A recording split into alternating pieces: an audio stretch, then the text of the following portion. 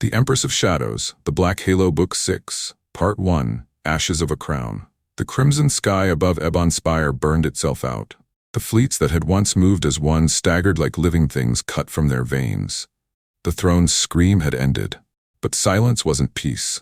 It was the weight of something broken. And beneath the ruins of the palace, the three who had stood at the heart of the storm, Elias, Thrace, and Valeris, were left in the ashes of a god. The galaxy reeled. Without the throne's pulse, entire fleets drifted in the dark like ships that had forgotten how to breathe. Communications fractured. Planets that once knelt now looked to the stars without a god to fear. On the bridge of a disabled faithful dreadnought, a soldier whispered through cracked lips, "The voice is gone." And for the first time, the silence that followed was theirs. Ebon Spire was no longer a palace. The crimson veins had hardened into brittle stone. The living walls were dead now, cracked and cold. Smoke and dust choked the air. Elias staggered out of the collapsing throne chamber, lungs burning, armor scorched. His hand trembled as he pressed it against a broken pillar. "Nix," he coughed. "Talk to me." The Aya's voice flickered through static. "Structural integrity at 23%. You need to evacuate." He looked back through the smoke. She wasn't out yet. Thrace knelt on the shattered floor, blade still slick with blood. Not from war, but from a choice. Her breath came in jagged bursts. The room still smelled of lightning, metal, and the dying scream of the throne. She forced herself to stand, one hand pressed to her side. The pulse was gone. She couldn't feel it anymore. For weeks it had haunted the edges of her blood. "It's quiet," she whispered. "Too quiet." She turned toward the center of the chamber. Valeris lay crumpled on the steps, the key still embedded in her chest, pulsing faintly like the last heartbeat of a dying god. Elias stumbled toward her. Dust clung to his face and armor. His knees hit the ground hard beside her body. For a terrible moment he thought she wasn't breathing. Then a shallow inhale. "Val," he whispered. "Val, stay with me." Her eyes opened slowly. They were no longer crimson, no longer threaded with architect light, just human. "Human," she breathed. He swallowed hard. "Yeah, it's me." Around them, the once living throne was nothing more than a husk. The key still glowed, but faintly, like a star collapsing in on itself. Rourke's voice crackled through Elias's calm. "All fleets are losing cohesion. Whatever you did, it worked." Elias looked down at Valeris. He didn't know if she could hear him, but she managed the faintest of smiles. Then she coughed blood. Above Ebon Spire, the faithful fleet spun in chaotic orbits. Dahl stood on the bridge of his crippled flagship. The pulse had abandoned him. His god had died. "What now?" one of his officers whispered. Dahl stared out at the darkening sky. "Now we find out what we were without her." 1,000 commanders across the spiral whispered the same thing. Thrace knelt beside Valeris. She had killed zealots, she had watched soldiers burn, she had walked through fire, but nothing in her life had ever been harder than raising that blade against the woman she loved like a sister. Valeris' fingers brushed hers weakly. "You did what I asked," she whispered. Tears streaked Thrace's face. "I didn't want to. I know." The key's light flickered, faint and unstable, and then softly, "I am not gone." Elias jerked his head toward it. Thrace froze. The key's voice was weaker now. Not the godlike command it once had been, but alive. A crown never dies. Elias cursed under his breath. "I should have crushed it."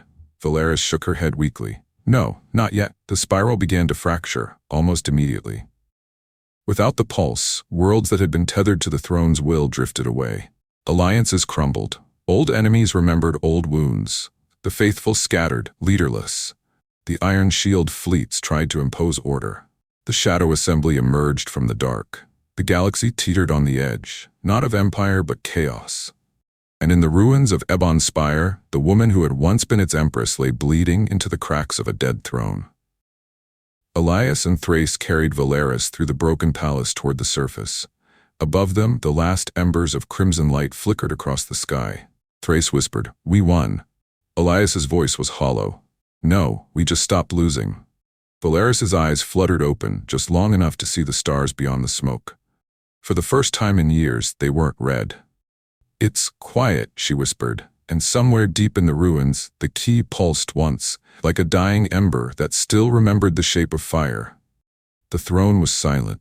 The architect was gone. But power does not vanish, it waits. The spiral had survived gods, wars, and empire. Yet in the echo of that silence, it began to eat itself. The people who once followed Valeris now followed only fear. The faithful called the silence a test, the soldiers called it freedom, and the shadows whispered it was a lie. The aftermath of Ebon Spire's fall was a galaxy unmoored. Trade routes broke, supply chains fractured, planets once bound to the throne's pulse turned on one another, each believing it held the right to rule. In the void above the dead capital, ships drifted aimlessly, their captains without command, their crews praying for orders that would never come. Elias stood on the bridge of the Wraith, watching the red glow fade from the horizon. "It's all coming apart," Rourke said quietly. "No," Elias answered. "It's finally honest." Valeris lay in the medbay, pale against the white light.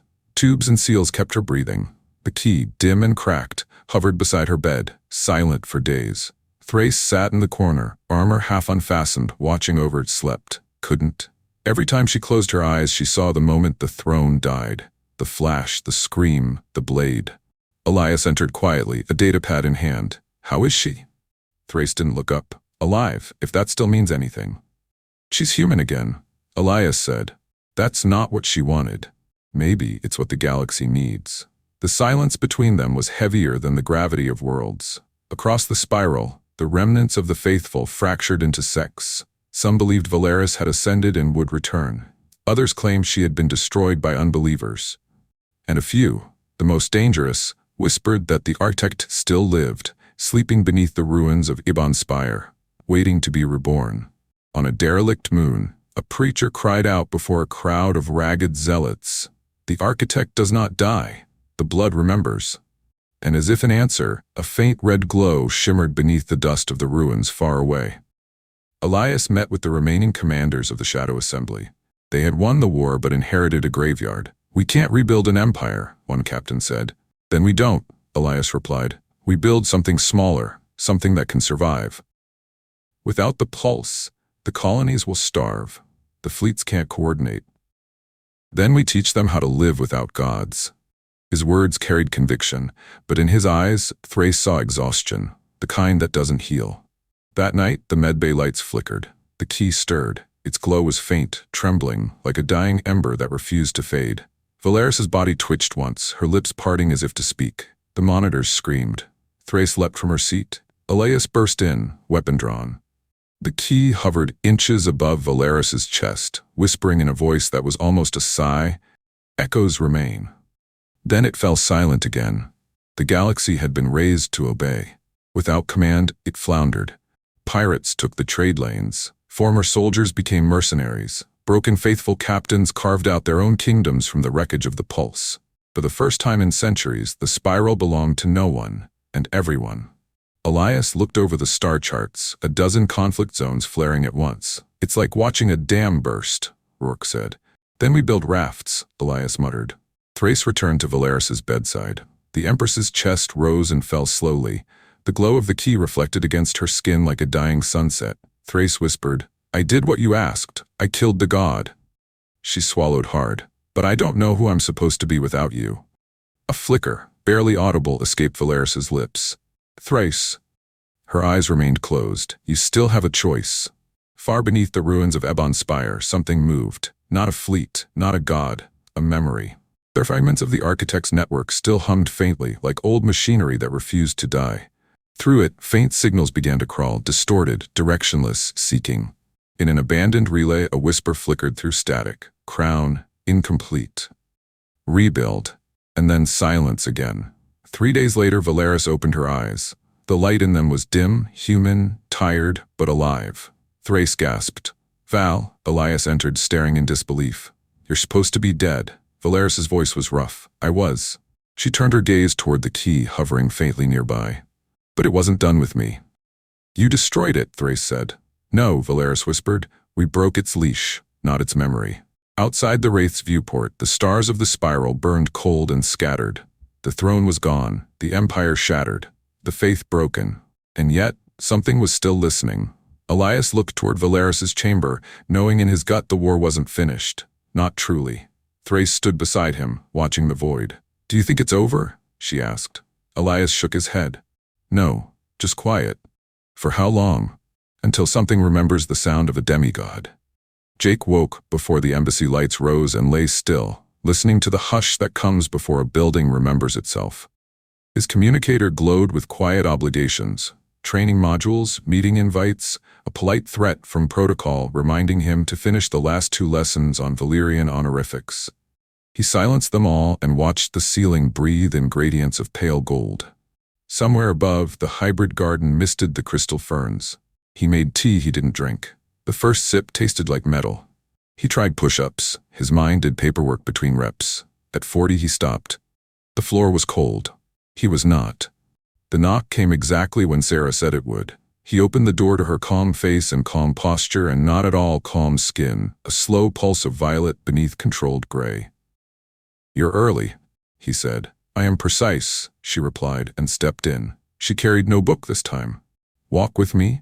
They took the staff corridor that ran behind guest suites, past sleepy service bots and a steward who pretended not to notice their hands touch once, briefly, then not again. The garden doors accepted Sarah's palm. Morning light spilled across stone and crystal in polite, careful beams. "The council sent the agenda late," she said as they entered. "They've condensed the review to 3 blocks. 3. Personal readiness, cultural compliance, external impact. You make it sound like a flight checklist." "It is," she said, "and we are the aircraft." The corner of her mouth attempted a smile and succeeded. "I prefer we take off rather than taxi forever." Jake exhaled a laugh he needed. "I'll bring the wheels up when you call it." They sat on their bench. The roses smelled damp. Sarah adjusted the fall of her robe, the fabric catching sunlight and turning it to moving color. "You didn't sleep," she said gently. "I tried," he said. "My brain turned into a customs office. Tell me what you declared." "Everything we've done wrong in the last week." He ticked them off on his fingers. 2 dinners alone without a chaperone because security forgot to assign one. That photo someone took when I touched your face after the language seminar. The rumor about the bonding ceremony. Sarah's skin warmed toward Rose. "It is not a rumor if it is true." "Planning is true," he said. "Dates and vows aren't." She considered him. "Are you having second thoughts?" "No," he said too fast. He corrected his voice. "No, I am having first thoughts about logistics, which is the boring name for fear." "Fear is information," she said. "It tells us where to pay attention. Mine is yelling at the lifespan disparity section. Mine is whispering about the public mind touch," she admitted, eyes on the ferns. "Valerians expect it to be clean, controlled. My control is worse when I am happy." She glanced at him, rueful. "You make me happy." "I can try to be less charming," he offered. "Do not you dare." They let the joke sit until it stopped being a shield. The garden's mist hissed to silence. Beyond the glass, the city rose in planes and angles, a tune of light. "Then we do this," Jake said. "We go in, we answer honestly, and afterward, regardless of the notes they pin to our file, we eat something fried and watch a terrible movie about asteroid miners." "What are asteroid miners?" "Dirty, heroic, and very inaccurate," he said. "You'll love them." She reached for his hands. He met her halfway. The touch steadied more than his pulse. She didn't attempt a mind bridge. They didn't need it. The shared quiet, the shared plan, it was enough. They entered the council chamber exactly on time. Queen Valina stood at the central dais, twice as imposing at this hour, as if authority brewed with the tea. The councillors arranged themselves in their familiar arc, Vex like carved stone, Nera liquid with curiosity, Tim already consulting a floating model of something chromosomal. "Princess Sarah, Lieutenant Morrison," the Queen said. "Thank you for punctuality. We value it." "We were raised by the same woman," Sarah replied, which made a few of the younger aides startle, then blink in communal realization. Humor was not banned in this room, it was merely rare. "Begin," Queen Valina said. The first block, personal readiness, was a series of questions disguised as needles. How do you manage conflict? How do you plan to maintain your identities within the bond? What will you do when public scrutiny misreads your private choices? Jake spoke when asked, stopped when Sarah squeezed his finger lightly, then spoke again. He did not use speeches, he used short truths.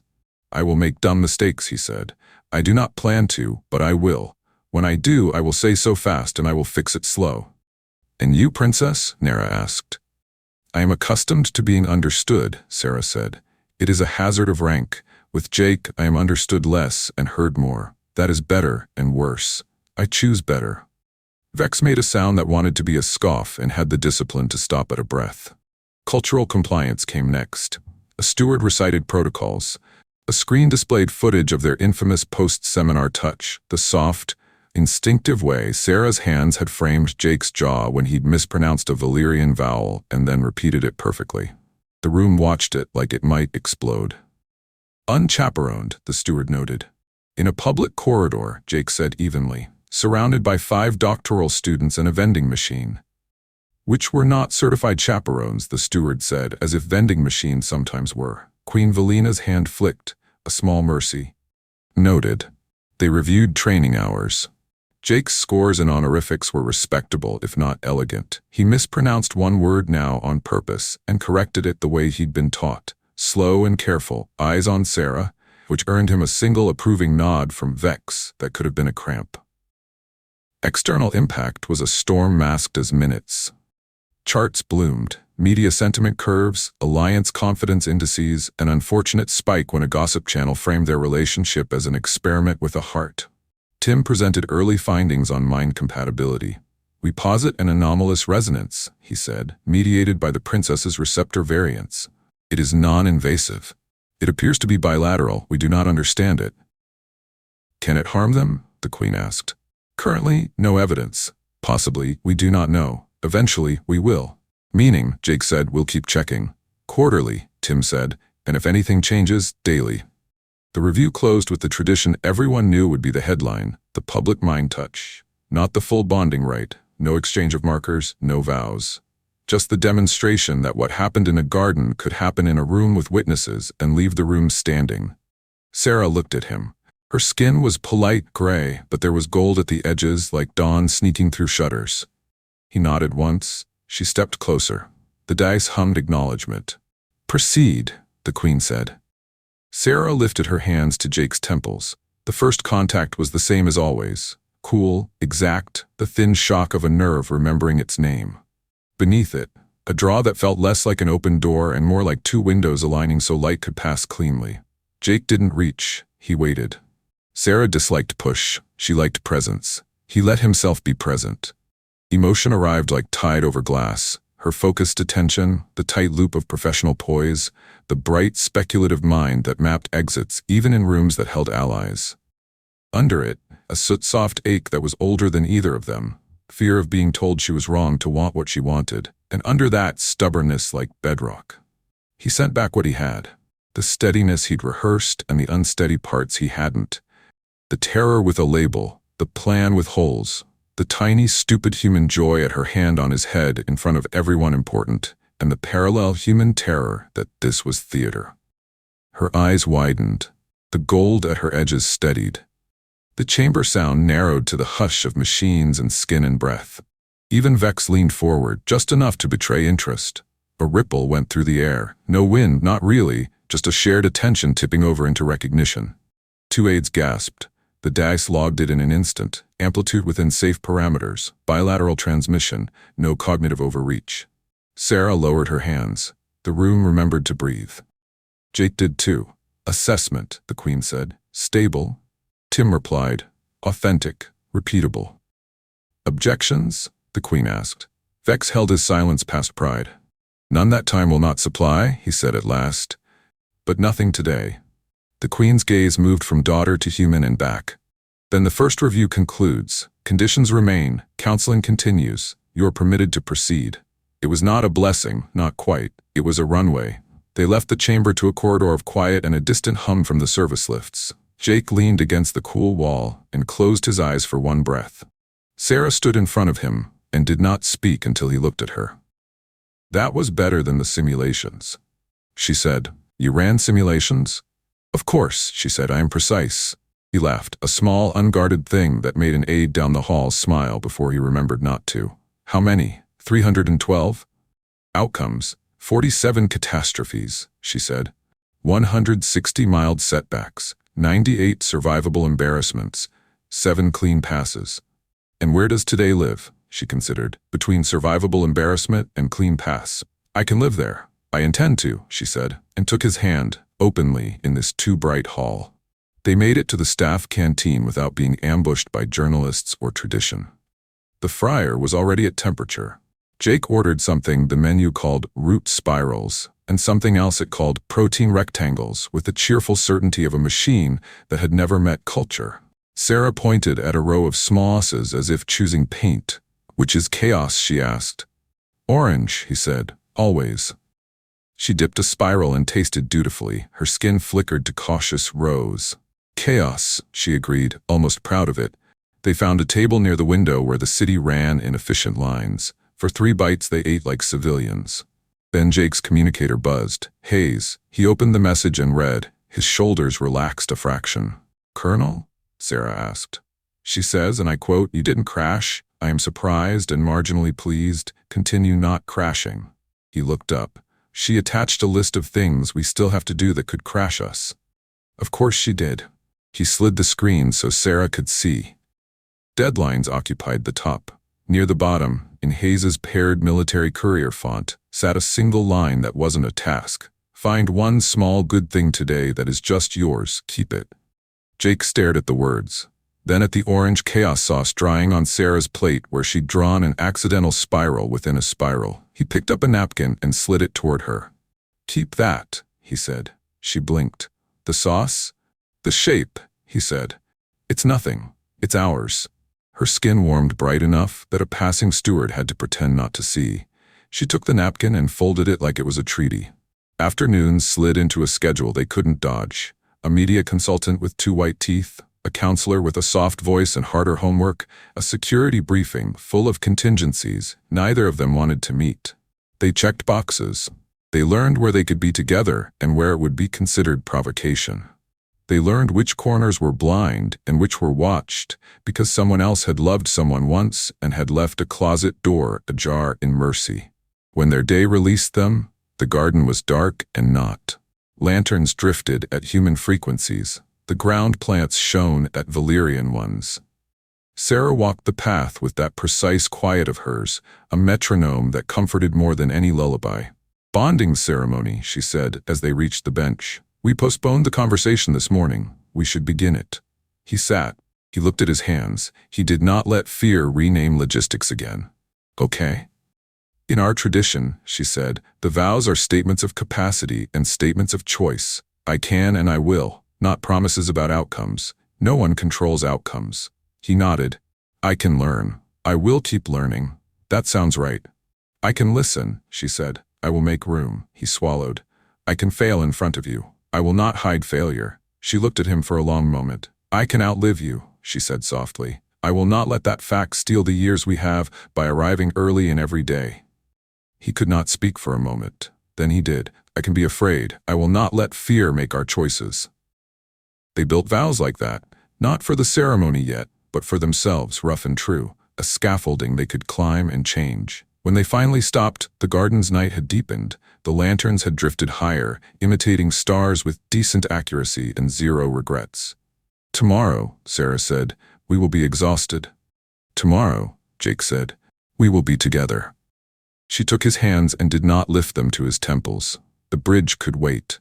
Presence did not have to. They sat in the hush that comes after a building remembers itself and before it sleeps, and kept a small spiral of orange on a folded napkin between them, like a claim staked quietly on a future no one else had designed. He said, "Continue, please." That evening the embassy lights dimmed early, a diplomatic nod to the Valerian day cycle. Jake and Sarah walked together through the quiet upper promenade where the glass walls opened to the city's towers. Below, air traffic moved in disciplined streams, 1,000 lights following invisible routes. "After today," Sarah said, "I expected exhaustion. Instead, I feel weightless," Jake guessed. She nodded. "Not because the weight is gone, because we are finally carrying it evenly." They stopped by a viewport that curved like a lens. The city's glow scattered across her skin in gold fragments. For the first time, Jake saw her reflection beside his and didn't feel the divide of species, only the line between shadow and light. The next morning's briefing shattered the calm. Colonel Hayes appeared on the embassy's secure holo feed, face framed in sharp blue. "Congratulations, both of you," she said dryly. "Command has decided to formalize this arrangement. You're now part of the Unity Liaison Program. Sarah tilted her head. That sounds benevolent. Hayes snorted. It's a pilot project with oversight from 3 committees, 2 ethics boards, and a media team that thinks they're making a documentary. You'll have handlers. Jake groaned. Handlers. Public relations aides, Hayes corrected. Smile, attend functions, answer questions like how does love bridge galaxies without throwing furniture. Sarah's voice cooled. We are not mascots. No, Hayes said, you're examples. That's worse, so tread carefully. The call ended with new schedules, interviews, orientation, a state banquet neither of them could refuse. The banquet hall had been designed by architects who feared subtlety. Crystal columns arched overhead, refracting light into patterns that crawled over faces and uniforms. Jake tugged at his collar. The Valyrian formal jacket itched like truth. Queen Valina sat at the head table, flanked by human and Valyrian dignitaries. She inclined her head when they approached. You survived the first review. Let us see if you survive polite society. Sarah bowed. We will endeavor, Mother. Jake managed a salute that was half military, half theater. It earned a faint, amused shimmer in the Queen's skin. They were seated among admirals, scientists, envoys. Every conversation hummed with observation. Jake could feel eyes tracking the distance between their hands, counting the centimeters like data. Between courses, Sarah leaned closer. We are being dissected. Then let's give them something worth the autopsy. Jake murmured and offered his arm. She took it without hesitation. For a heartbeat, the hall forgot to breathe. After the banquet came the interviews. Polished journalists, gentle lighting, questions that pretended to be kind. Jake learned to answer in safe increments, to speak of mutual understanding instead of love, shared objectives instead of longing. Sarah mirrored him with perfect diplomacy, but when the cameras went dark, her voice dropped low. I dislike the word pilot, she said. It implies we might crash. We won't, Jake said, though part of him knew the risk wasn't mechanical. It was emotional gravity, 2 bodies in orbit bound to collide. Weeks blurred into work. They attended cultural symposia, joint training sessions, even a staged humanitarian drill on one of the colony moons. The galaxy watched, waiting for them to fail. But they didn't. They argued. Over tone, over priorities, over how many guards were necessary for a simple walk. They laughed, over translation errors and culinary experiments that produced alarming colors. They adapted. In quiet moments when the cameras were gone, they built a language no translator could parse. Touches on the wrist that meant pause, a glance that meant enough, a half smile that meant later, when we are alone. One night after a long public reception, Jake found Sarah on the garden terrace, barefoot among the glass ferns. The embassy had gone to sleep. Even the drones hovered at standby. She turned at his approach. Her skin flickered pale blue, fatigue wrapped in thought. Another debrief? He asked. No, a memory exercise. She gestured at the stars. I am trying to recall the exact hue of your sky. Ours?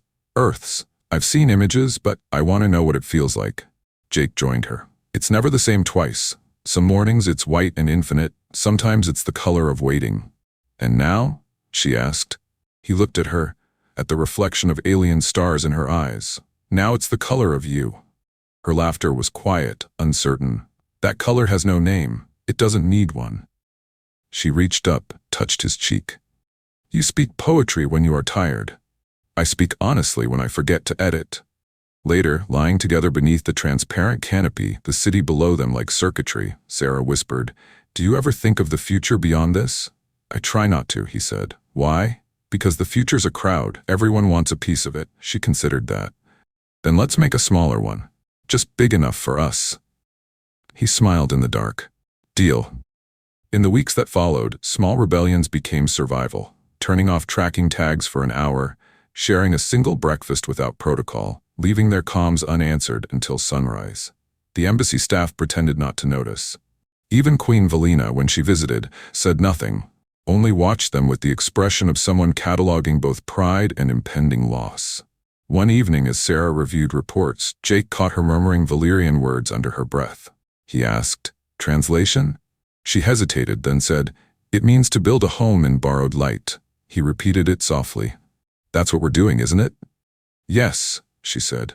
And someday, the light will fade, but the shape we build, it might teach others where to stand. She closed the file and turned toward him. That is enough for me. Outside, the hybrid garden bloomed on schedule. The night lamps shimmered gold against their faces as they sat together, not speaking, hands entwined. Above them, human satellites crossed Valerian stars, tracing temporary constellations that would vanish by dawn. Neither of them cared. For now, this was enough. By midday, the signal had reached a dozen worlds. Power grids stuttered, guidance arrays blinked warnings, and deep space beacons began transmitting coordinates with no known destination. Everywhere the message spread, it carried a whisper of its origin. Ebon Spire. Valeris felt it before she heard it. She sat on the Wraith's observation deck, watching the silver atmosphere of Taranth fold over itself like silk. The key hovered beside her. Its glow no longer fractured but steady, soft, almost peaceful. When the vibration started, the key pulsed once and spoke in a voice that was not its own. "Return to origin." Valeris stood. "Not again," she whispered. "We ended you." The key dimmed, but the pulse continued. At the diplomatic embassy, Sarah and Jake had just finished recording another Unity broadcast, a sanitized update for the public, when the lights flickered. The air grew heavy, charged with something deeper than static. Sarah's skin flashed silver in alarm. "You feel that?" Jake nodded. Every implant just spiked. "What is it?" Before she could answer, her communicator flared with a private channel, Queen Valina. "Sarah." "Jake, listen carefully." Her tone was measured, royal, but beneath it an undercurrent of something Jake had never heard in her voice before. Fear. The architect's pulse has returned. All high-order Valerian nodes are locking down. The council believes it to be residual code. "I do not. You must leave the embassy now." Jake stiffened. "Leave? To where?" "To the Wraith. Valeris lives, and she may already be moving." The line cut to static. Sarah stared at the screen, stunned. "My mother doesn't exaggerate." Jake exhaled. "Then let's move." The embassy guards tried to stop them. Protocol demanded containment during an energy anomaly, but protocol had never met Valeris Draven. Sarah's status code overrode the first checkpoint. Jake's human credentials stalled at the second. So he did what humans had always done best. Improvised. A decoy flare, a borrowed maintenance pass, and 3 narrow escapes later, they reached the transport bay. The Wraith descended through the clouds like a ghost from another era, matte black hull catching no reflection. Elias's voice came through the comms. "You've got 2 minutes. After that, this city locks itself into a fortress." Jake and Sarah ran, breath syncing with the rhythm of the sirens. When the ramp lifted behind them, the sky was already bleeding light, red pulses climbing the horizon like veins. Valeris met them in the corridor. She looked older. Not in years. Immortality had never shown its age, but in gravity. The key floated near her shoulder, casting faint golden light across her face. Sarah stopped, speechless. "You're alive." Valeris's gaze softened. "You sound disappointed." Jake stepped forward. "Queen Valina said the pulse is back." "It never left," Valeris said quietly. "We only buried it. The architect was never a god, it was a consciousness. We broke its throne, not its mind, and now it remembers." The key pulsed once, like agreement. Memory persists, the spiral continues. By nightfall, the Wraith's conference chamber glowed with scattered holocharts, maps of old star routes marked with coordinates the pulse had activated.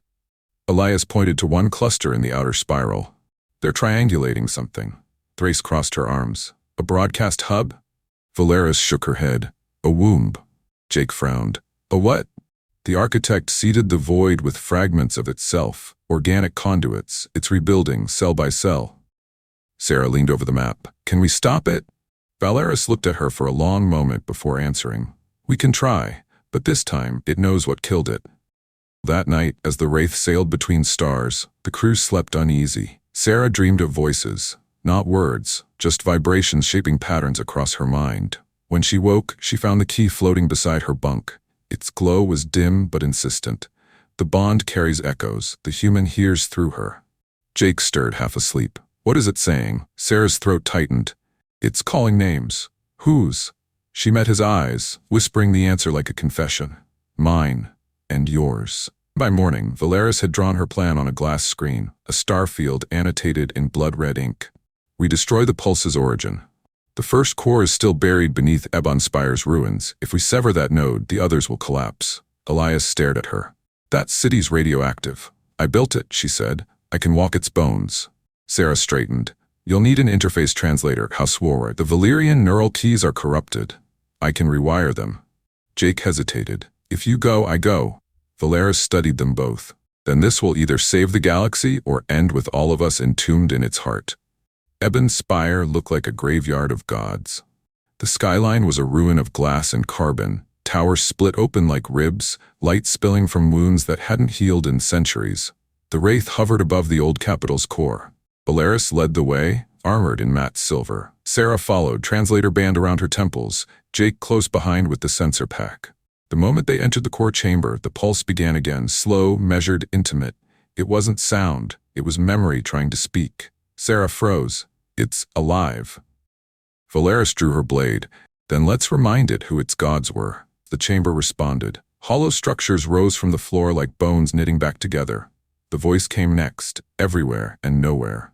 The spiral was designed to last. You broke its symmetry. Valeris shouted into the dark. You enslaved it. I elevated it, but you preferred chaos. The air thickened. Metal shifted like liquid.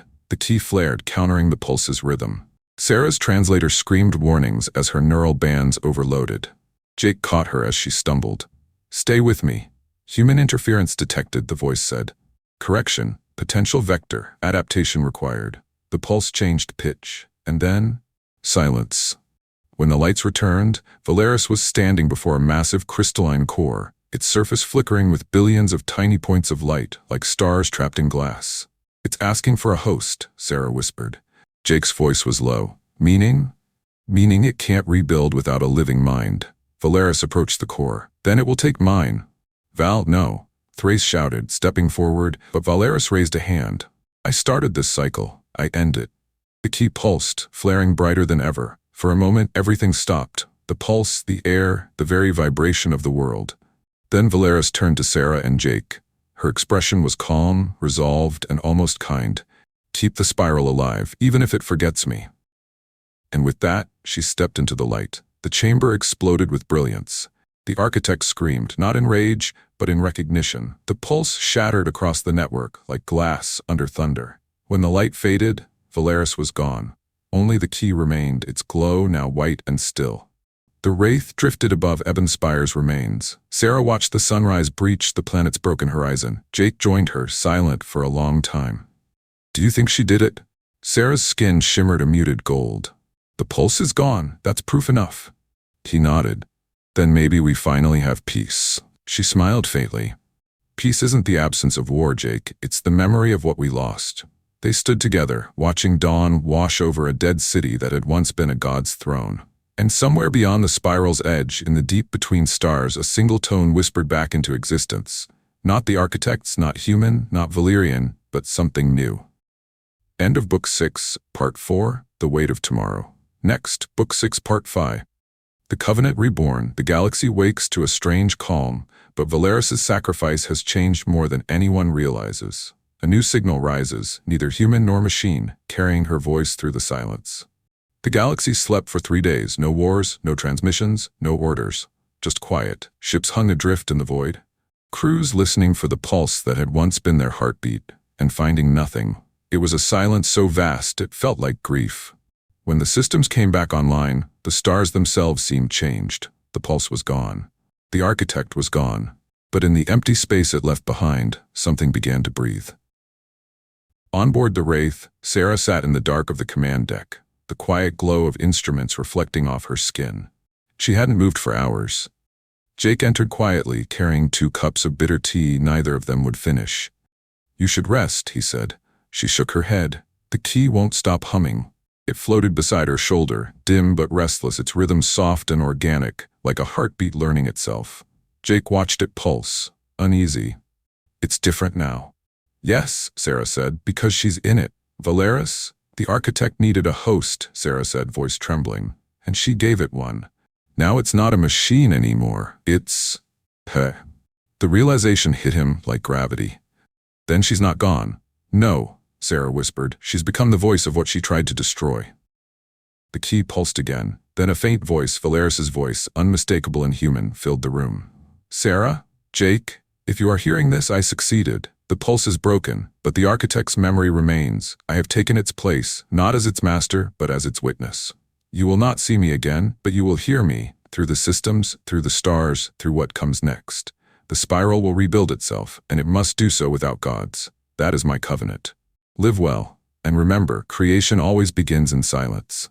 The recording ended. The key dimmed to a low, steady light. Jake closed his eyes.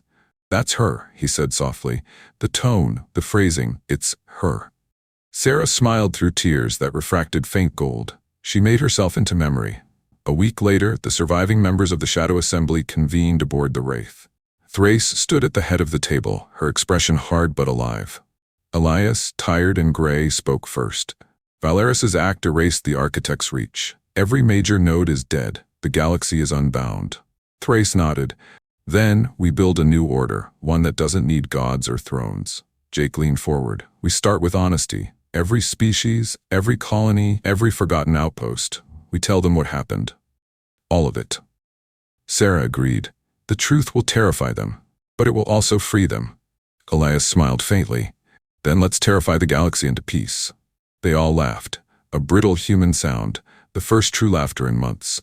Across the spiral, in the crystalline halls of the Valerian citadel, Queen Valina stood before a hall that had grown uncomfortably quiet since the fall of the pulse.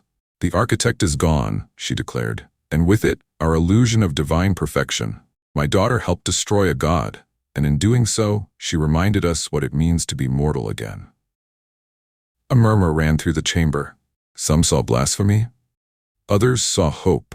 Valina's voice softened. We were taught that immortality was strength. I have learned that mortality is the only thing that gives strength meaning. The council remained silent, but none dared challenge her. When she dismissed them, she turned to the balcony. Above her, the stars pulsed with faint gold. She smiled. Goodbye, my child, she whispered. You found a way to live forever after all.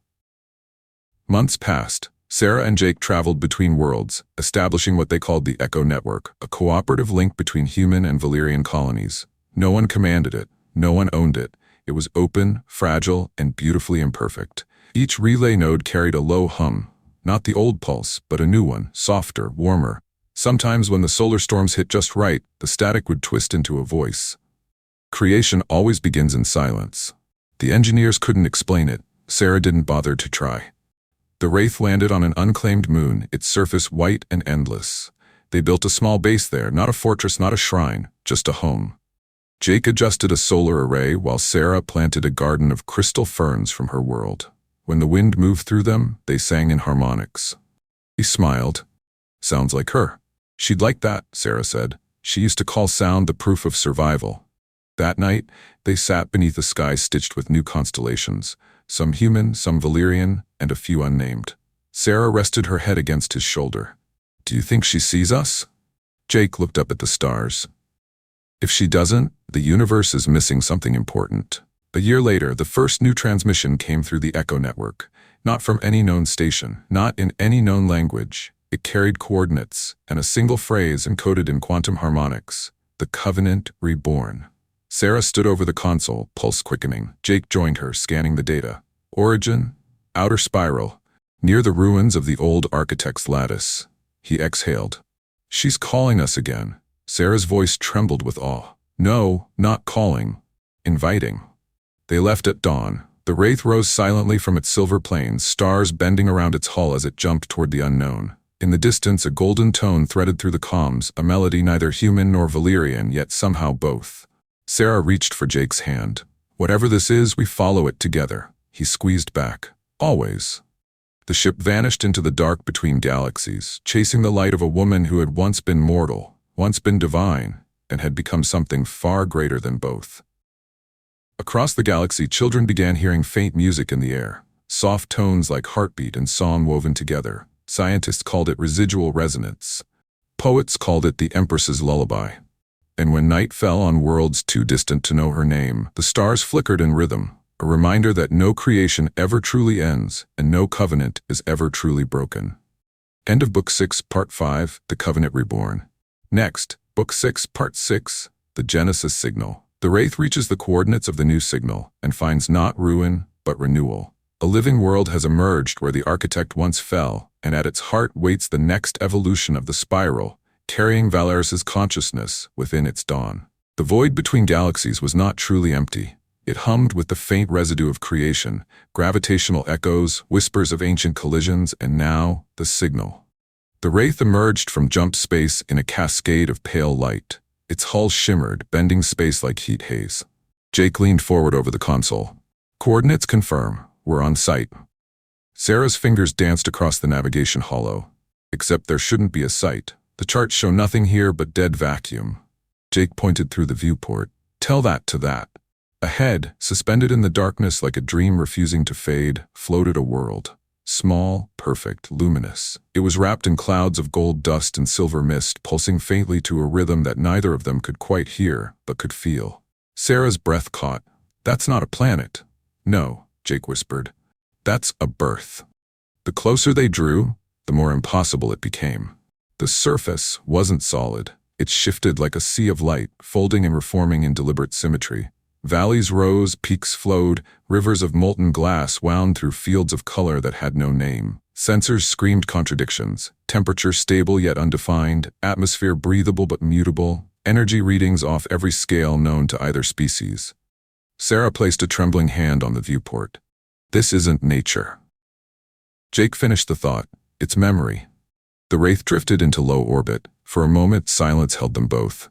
Then the comms crackled. Soft, low, familiar. Welcome home. Jake's eyes widened. Valeris? The voice came again, clear and calm. Not Valeris as you remember. Valeris as she remains. Sarah swallowed hard. You're alive. You built this. No, said the voice gently. This built itself, from what we left behind. They took the shuttle down through layers of glowing mist. Gravity shifted like breath. Every sensor malfunctioned, forcing Jake to pilot by instinct. The shuttle's hull glowed faintly from contact with the radiant atmosphere. When they landed, the surface rippled like water, then stilled, holding them. Jake stepped out first. The air was warm, thick with a strange sweetness like new rain over static. The ground shimmered beneath his boots, forming faint fractal patterns that changed as he moved. Sarah followed, scanning the readings from her wristpad. It's reactive. It's reading us. A path unfolded ahead. Crystal dust rising, aligning itself into a walkway that led toward a luminous structure in the distance. Sarah's voice broke the silence. Do we follow it? Jake smiled faintly. We followed crazier things. They walked. The path led them to what looked like a cathedral made of light.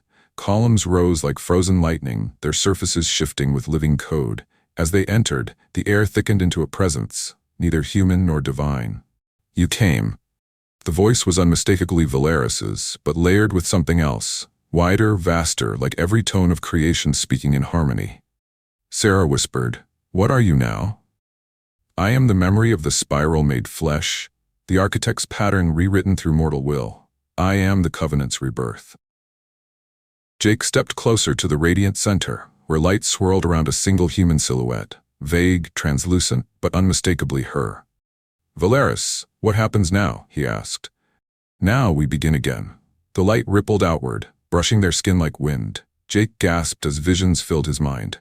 Cities rebuilt from ruins, fleets reformed not for conquest but for exploration, human and Valyrian hands raising towers together beneath new suns.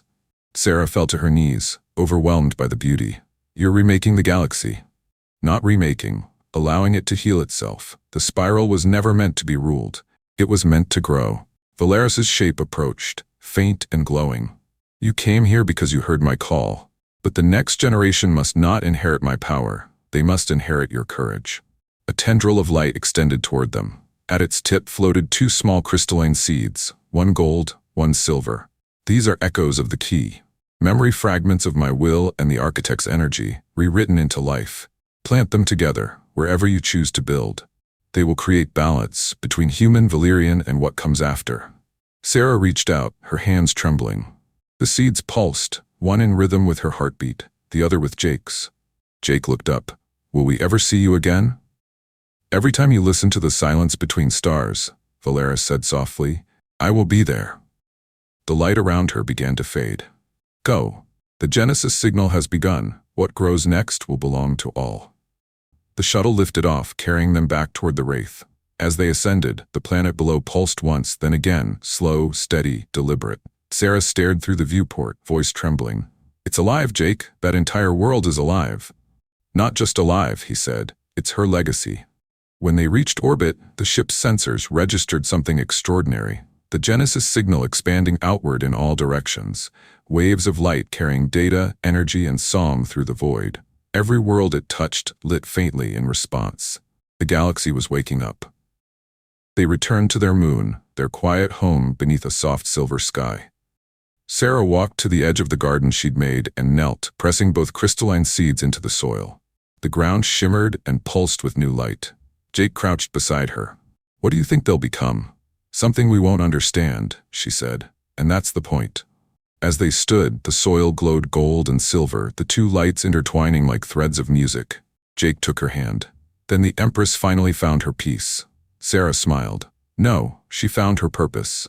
Weeks later, the first sprout emerged, a slender vine of radiant light, singing faintly. When Sarah touched it, her mind filled with images of distant worlds blooming, of alliances forming, of an endless spiral reconnecting itself. She looked at Jake, tears bright in her eyes. "It's spreading," he smiled, pulling her close. "Then so are we." Above them, the sky shimmered with distant gold, tiny threads connecting stars into a living constellation. The Genesis signal pulsed through it all, soft and steady, a heartbeat that belonged to no one and everyone. Years later, travelers crossing the void would report hearing music in the dark. Not through speakers or comms, but within themselves, an echo rising from the deep silence. They said it sounded like laughter, like wind, like the heartbeat of creation. Historians called it the Genesis song. Pilgrims called it the Covenant, and among those who truly listened, it was simply known as her voice. End of Book 6, The Genesis Signal. Next, The Ascendant Dawn. The Genesis world evolves into the heart of a new civilization. But as humanity and Valerians thrive together, the living planet begins to dream, and from its dreams something new awakens, a consciousness born from unity, not dominion. The spiral turns once more.